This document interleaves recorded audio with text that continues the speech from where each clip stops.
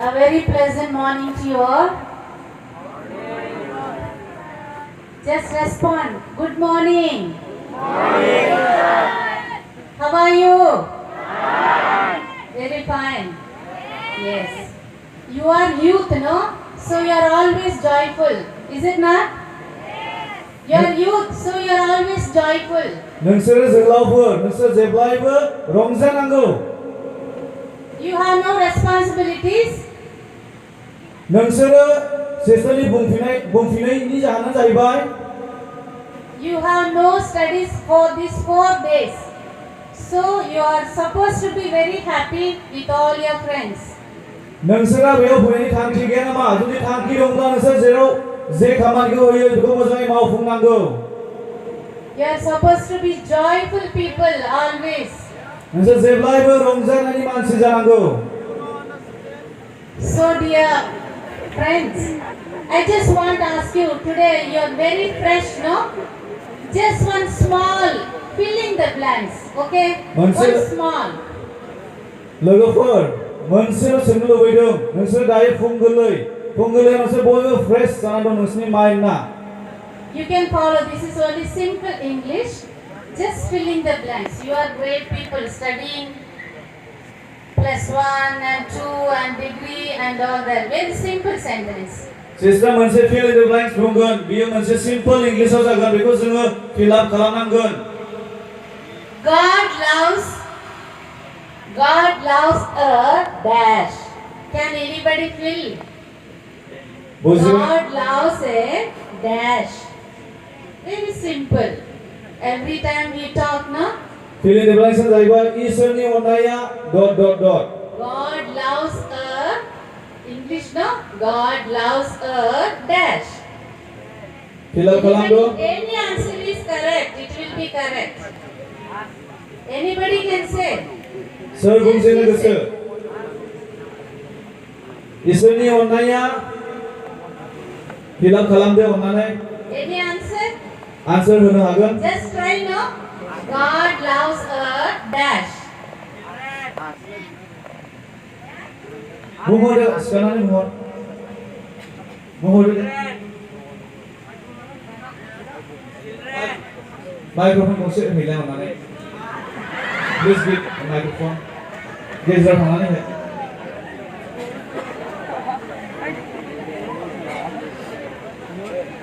Any answer will be correct. जिकुनु answer होआ मानो गासैबो कारेक्ट जागोन. Only thing you don't express out, no? You are sitting with a group, so you don't want to take initiative. नोंसोरो जयै जिरायनायला नोंसोर लाजिदों नामा? बुंनो गोसो गैया नामा? Yes. What answer did you tell? Children. गथ'फोर. Yeah, that is true. God loves children. इसोरा गथ'फोरखौ अनो. Yeah. Now I want to give the answer what I asked. God loves a cheerful giver. God loves a cheerful giver. Can you repeat? God loves a cheerful giver. Please say. God loves a cheerful giver. You are so many here, no? Let us say loudly. God loves a cheerful giver. इसोरा रंजा खुसि थाग्राखौहाय मोजां मोनो. Cheerful means happy. Cheerful means happy. इसोरा रंजा खुसि थाग्राखौ जोबोद मोजां मोनो. So cheer means happy. Okay? God loves a cheerful giver. Can you repeat? बयबो बुंफिन सिस्टारनि उन. God loves a cheerful giver. God loves a cheerful giver. I will say God loves. You will say a cheerful giver. Can you say? सिस्टारा बुंगोन God loves. नोंसोरो बुंगोन cheerful giver. I will say God loves, or you will say a cheerful giver. When I say a cheerful giver, God loves, you have to say. Will you say? Yes. God loves a... No sound. बयबो बुंफा बयबो. Say loudly, all of you, no need mic. You can say, God loves a... God loves a... God loves a... A cheerful giver. A cheerful giver. God loves. A cheerful giver. God loves. So, dear friends, God loves those who are happy, those who give themselves cheerfully. इसोरा रंजायो जाय रंजा खुसि गावखौ इसोरनो गथायो I see here all the organizers, the youth secretary, and many of you giving cheerfully yourselves in servicing others. आं नुदों बेयावहाय माखासे दैदेनगिरिफोरा गोसो खुसियै इसोरनो गथायदों इसोरनि थाखाय हाबा मावगासिनो दङ So all those who are cheerfully giving themselves, God will give more blessings. जायफोरा गोसो खुसियै गुबुननि थाखाय गथायगोन इसोरा बांसिनै बिसोरनि थाखाय बोर होगोन Today I am here to share with you about God's calling. दिनै आङो बेयाव नुजाथिफैदों मानो होनबा आङो इसोरनि माखासे महिमाफोरखौ फोरमायनो सानदों I like to share with you the call that is given to the prophet Moses and Jeremiah, and next I want to share my faith in Christian life and my vocation as a religious, and third one I want to share about the society where I belong. सिस्टारा मोसे आरो Jeremiah बिथांमोननो होनाय मोसौ बिनि सायाव फोरमायनो सानदों लोगोसे sister गावसिनि संगनि सायाव माखासे बेखेवनानै होलांगोन So dear friends, आंनि लोगोफोर Moses, you have heard in the Bible. मोसेखौ जोङो बाइबेलाव खोनाखाबाय He is a great leader for people of Israel. बियो सासे इजराइलिफोरनि गेदेर दैदेनगिरिमोन God called in a wonderful way.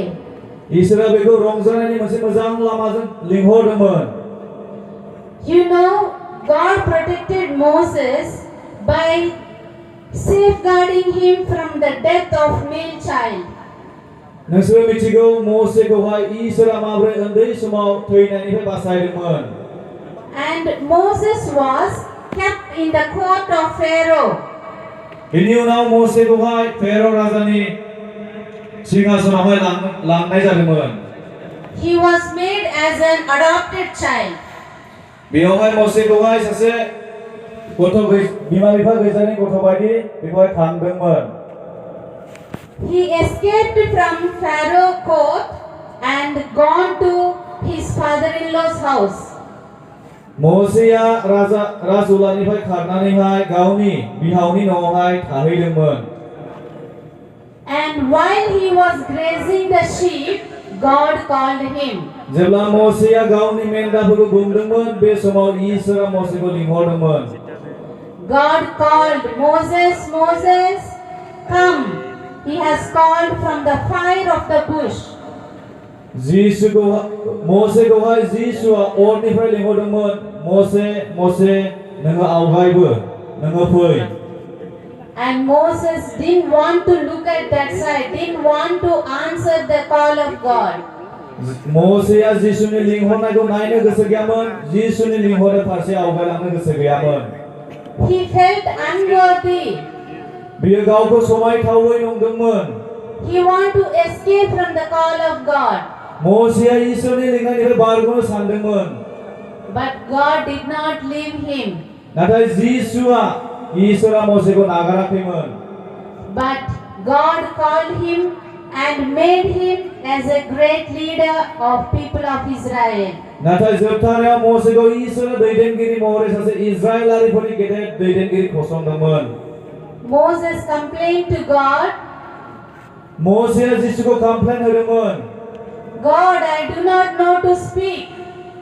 आङो बिसोरनि भाषाखौ फोरोंनो रोंनाय नङा एबा भाषाखौ रोंनाय नङा I am not able. आङो रोंगौथि गैया How can I liberate the people of Israel?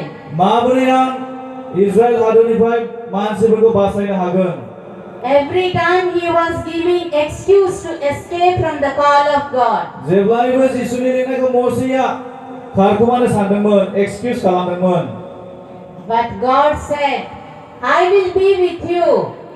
नाथाय जिसुआ बुंदों आं नोंजों जेब्लायबो थागोन। Moses is a stammering person. He cannot speak clearly. मोसेया सासे रायज्लायनायावहाय स्पष्ट नङै मानसिमोन, थाबथाबाय थाग्रा मानसिमोन। Then he is telling to God, I am a stammering person, you know. Why are you calling me? How can I go and speak to your people and the king of Pharaoh? मोसेया जिसुखौ complain होदोंमोन, आङो सासे स्टामारिं person, आंनि रायज्लायनाया मोजां नङा, आं माबोरै फेरो राजानाव थांनानैहाय आंनि मानसिफोरखौ बासायनानै लाबोनो हागोन? Then God said, to speak, he has given his brother Aaron.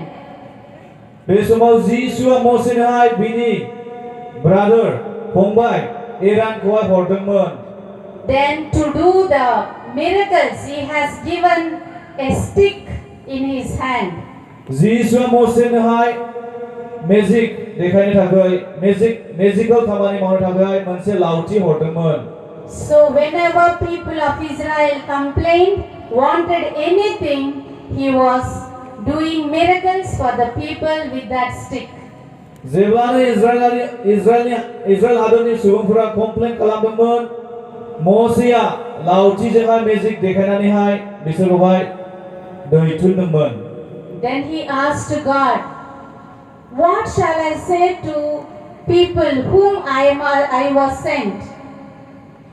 मोसेया बुंदों जिसुखौहाय, आं माबोरै जाय सुबुंफोरा आंखौनो मानिया बिसोरखौ मा बुंनो? Then God said, you tell the people and the king, I am the God of Abraham, God of Jacob, and God of Isaac. अब्ला जिसुआ मोसेखौ बुंनो थिनदोंमोन जे मोसेनि इसोरा एब्राहाम, जाकब, आइजाकनि इसोर होननानै फोरमायनो थिनदोंमोन फेरो राजानोहाय। And Moses, this stammering and weak person, मोसे जाया रायज्लायनायाव मोजां स्पष्ट नङै मानसि बियो, has the credit of writing the book of Torah.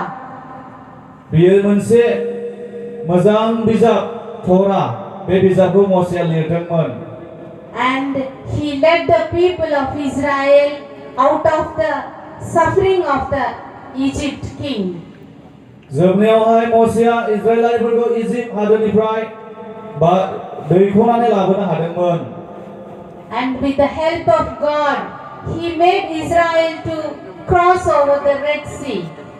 इसोरनि बोरजों मोसेया इजराइलारिफोरखौहाय गोजा लैथोखौ बारहोबोदोंमोन। So, dear friends, I was very inspired by this Moses. Though he was weak, God never left him. He protected him and gave his presence constantly. आंनि लोगोफोर, आङो बे मोसेनि जारिमिननिफ्राय जोबोद inspire जादों।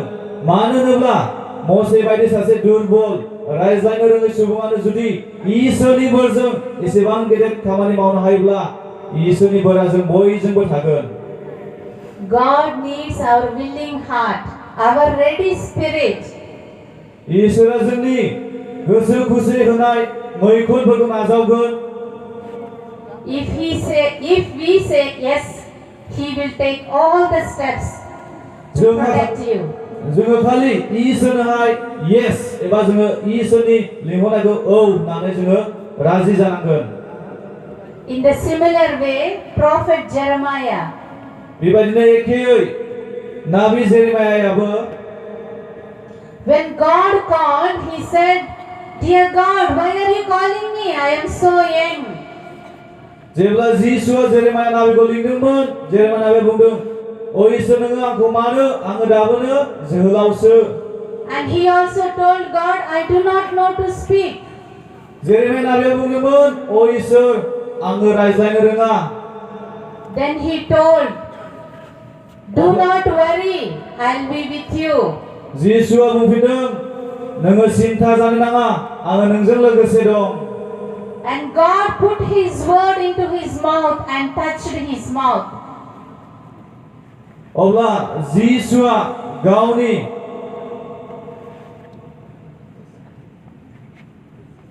God put his word into his mouth and touched his mouth.